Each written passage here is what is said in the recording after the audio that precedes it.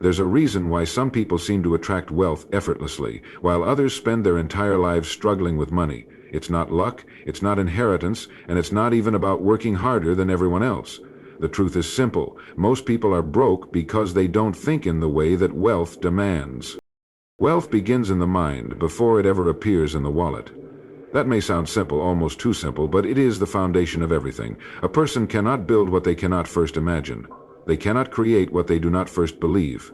Every building, every invention, every business, and every fortune that exists today began first as an invisible seed, an idea in someone's mind. Yet most people live as though their thoughts have no power, as though their circumstances are fixed, and as though wealth is something that only happens to the lucky or the privileged. But the truth is different. Money follows thought. Consider this carefully. If someone believes they will never be wealthy, they won't take the steps that lead to wealth. They will dismiss opportunities, they will underestimate themselves, and they will sabotage their own progress. Why?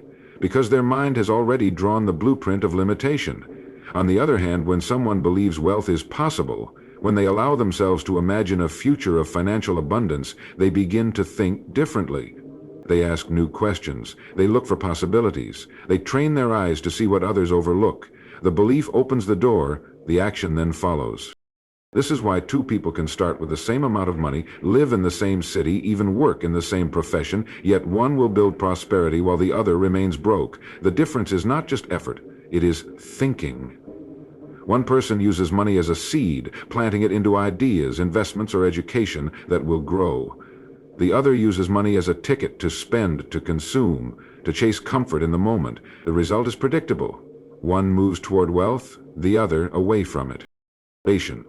Wealth is not the direct result of labor alone. If it were, the hardest workers in the world would be the richest. But many people work long hours, sacrifice their health, and still remain trapped in poverty. Why?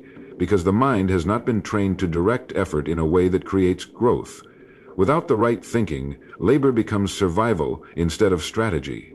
The difference between survival and prosperity is thought. The wealthy do not merely work hard, they think in a way that multiplies their work. The mind is a magnet, drawing experiences that match its dominant thoughts. If you constantly think of lack, you will live in lack. If you constantly dwell on debt, bills, and struggle, you will find more of the same. But if you hold in your mind a vision of growth, if you discipline yourself to think in terms of opportunities, value, and service, your actions will shift in that direction, and money will follow. Wealth is first mental discipline before it is financial reward. This is why education matters, not only in classrooms but in everyday life. What you feed your mind will determine what you produce. If you spend your time filling your mind with entertainment, gossip, and distractions, your thinking will reflect that. But if you train your mind with knowledge, with principles of growth, with ideas that challenge and stretch your perspective, you build mental soil capable of producing wealth. The wealthy understand that books, mentorships, and learning are not expenses. They are investments in the most important asset, the mind. A poor thinker sees money only as currency. A wealthy thinker sees money as a tool. The poor thinker looks for ways to spend. The wealthy thinker looks for ways to multiply. The poor thinker waits for opportunities. The wealthy thinker creates them. And the difference is not luck, it is thought. Your mind shapes your relationship with money long before your hands ever touch it. So wealth, in its truest sense, is not about what you hold in your hand today. It is about what you carry in your mind every day. If your thoughts are small, your results will remain small. If your thoughts are scarce, your resources will remain scarce. But when your thoughts expand, when you begin to truly see yourself as capable of creating, contributing, and growing, your reality must eventually reflect it. Money will always follow the path carved first by thought. Most people never realize that the way they think about money is the very reason they struggle with it. They've been trained from childhood to see money as something that exists only to be spent. The moment it comes into their hands, it already has a destination: bills, shopping, comfort, entertainment. This is the mindset of a consumer, and it is the default way of thinking for the majority of people. A consumer doesn't ask what money can create, they ask what money can buy. And that single thought process keeps them locked in a cycle of earning, spending, and starting over again. We live in a world where advertising, culture, and even our peers push us toward consumption. You are told that success is owning the newest phone, the latest car, the bigger house, the trendiest clothes. You are told to spend in order to be seen as successful. But the truth is, consumer thinking is designed to benefit everyone except the person doing the consuming. The company grows richer, the brand gains power, and the seller prospers, while the buyer is left with a depreciating item and less money in their pocket. This is why so many people work hard their entire lives and still end up with nothing to show for it. Creators, on the other hand, see money differently. They ask, what can I build with this? How can this dollar grow into 10? How can I take this resource and multiply it so it works for me long after I've spent the effort? Creators think in terms of investment, ownership, and value building. They don't measure money by how much they can consume in the moment, but by how much freedom it can buy in the future. That is why the wealthy are rarely focused on purchases and more often focused on projects, ideas, and opportunities. They're not caught in the game of impressing others. They are caught in the game of multiplying what they already have. The shift from consumer to creator is not complicated, but it is uncommon. It requires patience, vision, and self-control. A consumer gets a paycheck and immediately thinks of what can be bought. A creator receives the same paycheck and asks, how much of this can I keep? How much of this can I plant like a seed? Over years, the consumer has a garage full of forgotten purchases, while the creator has a portfolio of assets that continue to grow. One lives in the moment, the other builds for the future. This difference in mindset explains why two people can earn the same income, yet one ends up wealthy while the other stays broke. It is not about how much you make, but how you think about what you make. The consumer spends money to look rich. The creator uses money to become rich. One trades money for instant gratification, the other trades money for delayed abundance. Every time you touch money, you are making a choice between these two ways of thinking. You are either feeding the cycle of consumption or you are planting the seeds of creation. And just like in farming, the harvest doesn't appear immediately. The seed takes time, effort, and care. But eventually, what was once small grows into something far greater than what you began with. The tragedy is that many never allow themselves to think this way. They dismiss investing as something for the wealthy. They see building as too difficult, too risky, or too far away, and so they remain in the safety of consumption, spending, enjoying, and starting over again with every paycheck. But safety is an illusion, because the future arrives whether you prepare for it or not, and when it does, the consumer is left with regret, while the creator is left with freedom. You cannot escape this truth. Money will either work for you, or you will forever work for it. To stop being broke, you must stop thinking like a consumer. Begin thinking like a creator, and your entire financial reality will begin to change. Your income rarely exceeds your philosophy. This truth is often overlooked because most people are taught to chase money directly, rather than understanding the deeper principles that control it. Yet if you study the patterns of wealth, achievement, and success, you'll notice one thing in common. Money doesn't just follow effort, it follows thinking. And the kind of thinking you hold about life, value, and yourself determines how far you will go financially. Most people believe that if they work harder, they'll eventually become wealthy. But the truth is, effort without direction leads to exhaustion, not success. A laborer can work 10 times harder than an entrepreneur and still earn a fraction of the income. Why? Because the entrepreneur's philosophy is different. One sees money as tied to hours. The other sees money as tied to ideas, leverage, and value creation. It's not a matter of working harder. It's a matter of thinking differently. Your philosophy is the lens through which you see the world. It governs how you approach problems, how you view opportunities, and how you respond to setbacks. Two people can face the same situation. One sees only limitations while the other sees a chance to create something new. The second person's mindset will lead them to growth, while the first stays stuck. Over time, these small differences in thinking create massive differences in income, success, and lifestyle. Think about how you view money right now. Do you see it as scarce, something that must be saved and protected at all costs? Or do you see it as abundant, a tool that multiplies when used wisely? If your philosophy teaches you that money is something to hold tightly, you may never take the risks necessary to grow it. If your philosophy tells you that money is a servant of your creativity, then you'll learn to invest, build, and expand. The same dollar in two different minds will lead to two very different outcomes. This is why personal growth is the real foundation of financial growth.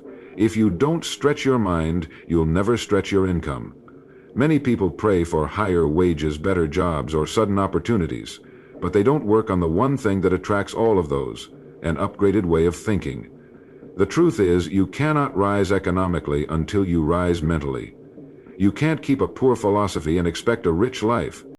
Consider this: if you gave a person with poor philosophy $1,000,000, within a short time they would find a way to lose it.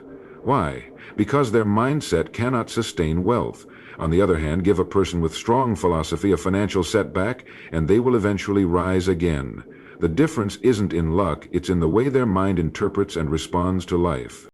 Income follows philosophy, because philosophy dictates decisions. Every financial choice you make, what to buy, what to invest in, how to spend your time, is filtered through your personal philosophy. If your philosophy is short-sighted, you'll make decisions that bring temporary satisfaction but long-term struggle. If your philosophy is grounded in vision and discipline, your decisions will build a future of stability and growth. The great secret is this: when you change your philosophy, you change everything else. You stop blaming circumstances and start taking responsibility. You stop thinking in terms of survival and start thinking in terms of growth. You stop chasing money and begin attracting it, because you've aligned your actions with principles that naturally create abundance. So if your income has stayed the same year after year, don't just look at your job, your boss, or the economy. Look inward. Ask yourself, what is my philosophy about money, work, and success? Is it helping me or holding me back? Because the truth is clear: your income can never permanently rise above your philosophy.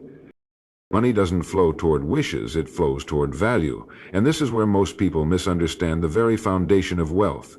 They believe that wanting something badly enough is enough to bring it into their lives. They think that desire alone, the intensity of their wishing, will somehow attract money. But money has no interest in your wishes. It does not care about your dreams, your background, or how much you want a better life. Money is drawn, almost magnetically, to value. And value comes only from one thing: your ability to serve, to solve, and to create. Think for a moment about the people you admire who have built wealth. They did not sit around hoping for luck or waiting for someone to rescue them. They identified a problem that needed solving, a need that wasn't being met, or an opportunity to make life better for others. That's what value truly is: making something useful, impactful, or meaningful for the world. The marketplace doesn't reward effort alone. It rewards effectiveness. You may work 10 hours a day, but if your work doesn't solve a problem people care about, money will not follow. This is why so many people remain stuck financially. They think in terms of, what do I want, instead of asking, what do others need? The difference may appear small, but it's everything. When your focus is on serving yourself, your rewards are limited. But when your focus is on serving others, your rewards multiply. That is the law of value. The wealthiest among us are not those who simply chased money. They are those who chased solutions, who added something of significance to the world, and money came as the natural result. Consider how every product or service you use daily came into existence. Someone looked at a situation and asked, how can this be improved? The phone you carry, the clothes you wear, the food you eat, the car you drive, all of them exist because someone created value. They solved a problem for you, and you paid for that solution. This is how money moves. It is exchanged for value, and the greater the value, the greater the compensation. Yet many resist this truth because it demands responsibility. It's easier to dream than it is to build. It's easier to wish for a raise than it is to make yourself indispensable. It's easier to blame circumstances than it is to accept that your financial reality is a mirror of the value you bring. But this resistance is precisely what keeps people broke. They confuse movement with progress, wishing with planning, and effort with results. Money, however, is never fooled. It flows like water, always toward the channel of greatest value. The irony is that value creation doesn't always require genius or extraordinary talent. More often it begins with small acts of consistency, with paying attention to details others ignore, with caring a little more, thinking a little deeper, and working a little smarter. The person who develops even one skill, who becomes reliable in one area, who decides to solve even a simple problem consistently, begins to attract opportunities that others miss. Over time, this grows. The small streams of value you create become rivers of income. If you look at the people who transform their financial lives, you'll see a clear pattern. They stop asking, "When will I get more money?" and start asking, "How can I make myself more valuable?" That is the shift. Once you embrace this truth, you stop chasing money and start building it. You stop relying on chance and start relying on contribution. And eventually you will find that money is no longer something you chase at all. It is something that chases you. Because the secret was never in wishing. It was in becoming. It was in transforming yourself into a person of value, into someone whose very presence in the marketplace makes a difference.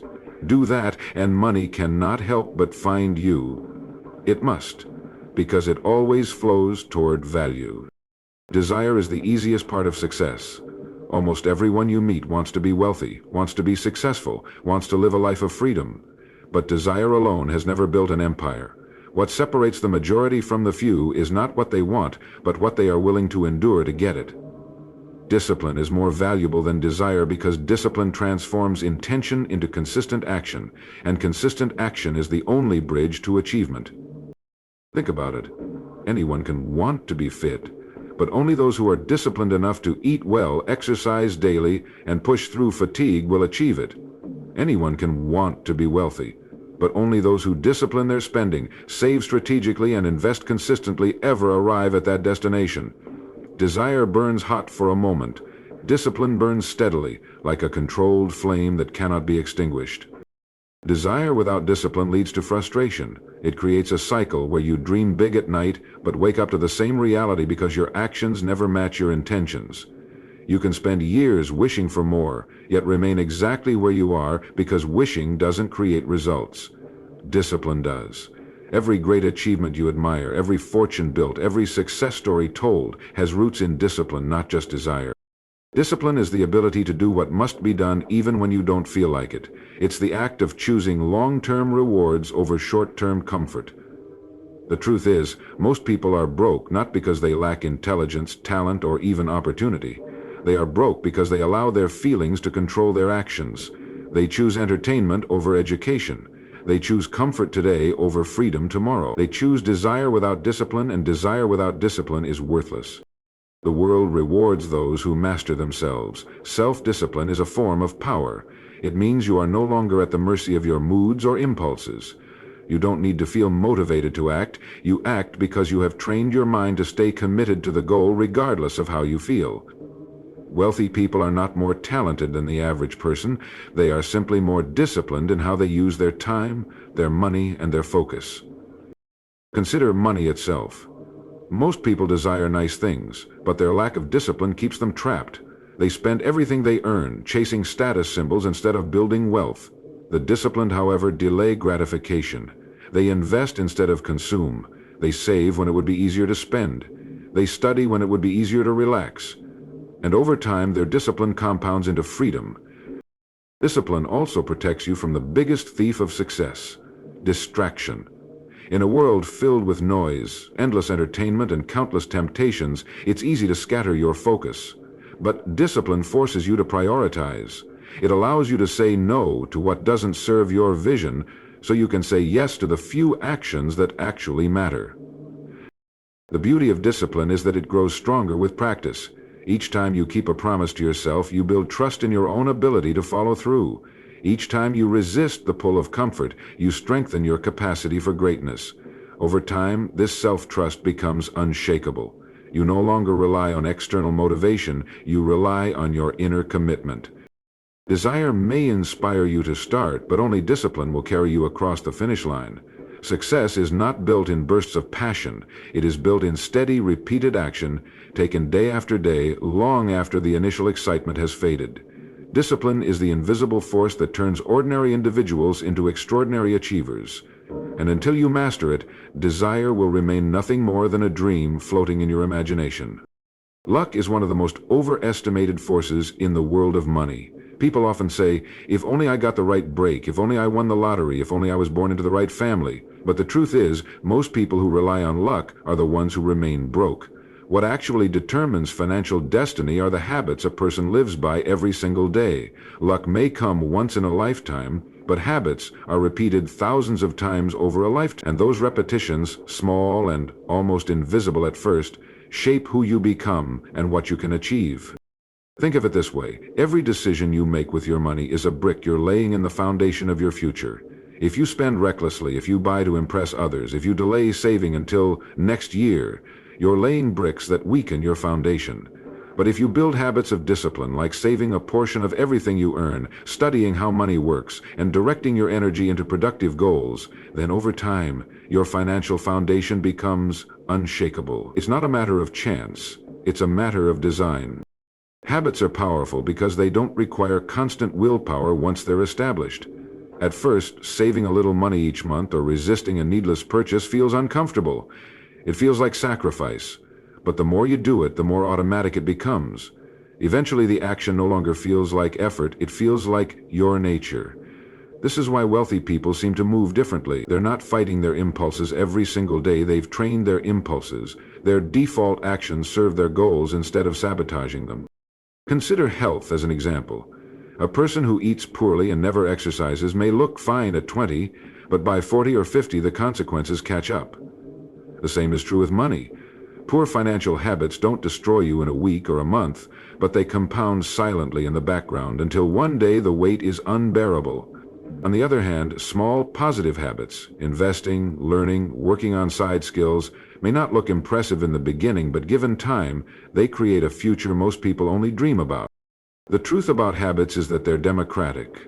They don't care if you were born rich or poor, educated or uneducated. They don't care about your past mistakes. Anyone can build habits that lead to wealth, and anyone can destroy themselves with habits that lead to poverty. Habits are the great equalizer, and yet most people never take the time to consciously shape them. They drift into routines dictated by comfort and convenience, never realizing that those routines are the invisible chains keeping them broke. Luck might bring someone a financial windfall, but without the right habits, that money slips through their fingers. We've all heard of lottery winners or sudden millionaires who return to poverty within a few years. That is not misfortune, it is a lack of discipline. Money magnifies who you are, and if you don't have the habits to manage it, it will simply amplify your chaos. Contrast this with the disciplined saver and investor. Even with modest earnings, their habits of patience and consistency guarantee that over time they will surpass those who relied on luck. So if you want to know where your financial life is headed, don't look at your dreams, and don't wait for chance. Look at your habits. They are the clearest reflection of your future. What you repeatedly do day after day, year after year, will either bring you closer to financial freedom or deeper into financial struggle. And that is why habits, not luck, hold the pen that writes the story of your financial destiny. Patience is one of the most underestimated forces in the creation of wealth. In fact, most people stay broke not because they are incapable of earning more, but because they have not learned the discipline of waiting, of building, and of allowing compounding to do its quiet work. We live in a world of instant gratification. Everything is designed to deliver speed, fast food, instant messaging, quick entertainment, and with this speed, the mind is conditioned to expect results just as quickly. But wealth does not operate on that timeline. Wealth is patient, deliberate, and consistent. Those who never learn this truth find themselves forever chasing quick wins, forever disappointed when the results do not appear overnight. Think of the farmer who plants seeds. He does not demand a harvest tomorrow. He understands the natural law. Growth takes time. He tends to the soil, waters the seed, protects it, and waits. This waiting is not passive. It is filled with consistent action. But he never expects the process to be rushed. Money and success follow the same principle. The problem is, most people plant seeds of effort today and grow impatient when they do not see immediate results. They abandon the process just before growth takes place. The wealthy, however, understand that patience is the companion of vision. They keep planting, they keep watering, they keep tending, knowing that the harvest will eventually come. Compounding is the silent partner of patience. When small efforts are repeated daily, they multiply over time into extraordinary results. Consider saving and investing. $10 a day may seem insignificant in the moment, almost laughable. But stretched across years with discipline, it becomes a fortune. The average mind dismisses this because the payoff is not instant. Yet those who truly grasp the power of compounding never underestimate the small. They understand that time turns the little into the great. Impatience, on the other hand, destroys potential wealth. It tempts people to spend what they should invest, to trade consistency for comfort, to gamble rather than grow. Impatience says, I want it now, while patience says, I am building something that will last.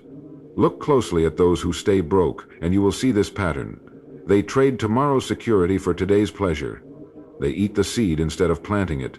They confuse activity with progress. Patience is not simply waiting. It is the ability to wait while working, to endure while building. It is the mental strength to stay consistent when results are invisible. This is why patience separates those who succeed from those who fail. Anyone can be motivated for a week. Anyone can save money once or twice. But the one who endures, the one who continues the routine year after year, is the one who breaks free. Vision also plays a role. Patience is impossible without a clear picture of the future. If you cannot see the end goal, the waiting feels pointless. But when your mind is fixed on what you are building, financial freedom, independence, abundance, then patience becomes a natural ally. You are no longer frustrated by the lack of immediate reward, because you understand where the path leads. The world rewards urgency but overlooks endurance. Yet every story of lasting wealth, every business empire, every fortune built from scratch carries the same ingredient: time. Behind the scenes of every so-called overnight success are years of persistence and patience. The lesson is simple. If you are still broke, it may not be because you are failing, but because you are not waiting long enough for your efforts to compound. Keep planting, keep tending, keep building. Time is not your enemy, it is your greatest ally. Change your thoughts, and you change your financial reality. That single truth has the power to transform your life completely. Everything you see in the world of wealth, businesses, inventions, investments, entire industries, once existed only as a thought in someone's mind, nurtured, refined, and acted upon until it became something tangible. The tragedy is, most people never harness the full potential of their own mind. They allow their thoughts to run unchecked, shaped by fear, doubt, and the opinions of others. And because their thinking is limited, their results remain limited. Your life is nothing more than a mirror of your dominant thoughts. If you think in terms of lack, struggle, and impossibility, then life reflects lack, struggle, and impossibility back to you. But if you think in terms of growth, solutions, and opportunities, then life begins to show you growth, solutions, and opportunities. It doesn't happen overnight, but it happens unfailingly, because your thoughts shape your actions, and your actions shape your results. Consider the way most people think about money. They see it as scarce, something to be chased, something that always runs away from them. They say things like, I can't afford this, or people like me never get ahead. What they don't realize is that those words are nothing but thoughts spoken aloud, and those thoughts keep programming their reality. The wealthy, on the other hand, ask different questions. Instead of saying, I can't afford it, they ask, how can I afford it? That one change in thinking shifts the mind from limitation to possibility. One path ends in frustration, the other in creativity. This is why two people can start with the same resources, yet end up with completely different results. One person complains about the lack of opportunity, while the other finds ways to create it. One sees problems as walls, the other sees them as doors. The difference is not luck, it is not chance, it is not fate, it is thought. If you want to change your financial reality, you must first change your mental reality. Train your mind to reject the thoughts that keep you small. Replace I can't with how can I. Replace this is impossible with what step can I take today. You cannot afford to let your mind dwell on defeat, because what you dwell on grows. Think long enough on limitation, and you will live in limitation. Think long enough on possibility, and you will create possibilities. But it isn't just about positive thinking, it's about disciplined thinking. Wealth requires a mind that is both optimistic and strategic. You must think of the long term, not just the short term. You must see money as a tool to build, not a toy to waste. And above all, you must believe that your mind is capable of creating wealth, even when your current circumstances try to convince you otherwise. Every financial success story begins in this exact place: a shift in thought, a decision to believe in abundance instead of scarcity, a choice to train the mind to focus on solutions rather than problems. When your mind accepts this new reality, your actions follow naturally. You start saving differently, investing differently, working differently. And with time, the world responds by giving you results that match the new way you think. So if you are tired of being broke, start with your thoughts. Guard them, direct them, strengthen them, because when your thinking changes, your world must change. Wealth is not a matter of chance. It is a matter of thought. And the moment you choose to think differently, your financial reality begins to transform.